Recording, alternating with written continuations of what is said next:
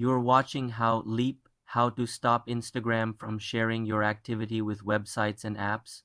Open the Instagram app on your phone and ensure you are logged into your account.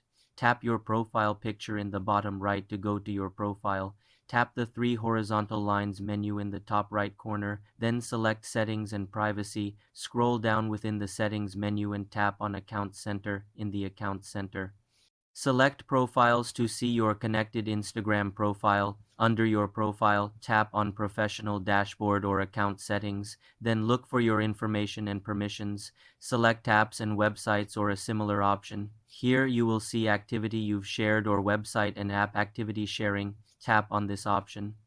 You will see a description of how Instagram shares information with business partners. To stop this, find and tap the setting for website and app activity sharing or use data from partners.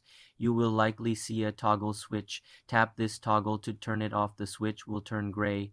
A confirmation pop-up will explain that turning this off may affect ad relevance. Confirm by tapping Turn Off. This action stops Instagram from sharing your activity from other websites and apps for ad personalization. Additionally, for broader control, go back to your Instagram settings, tap Ads, then Data about your activity from partners, and disable this option as well for more simple computer tutorials. Subscribe to the channel.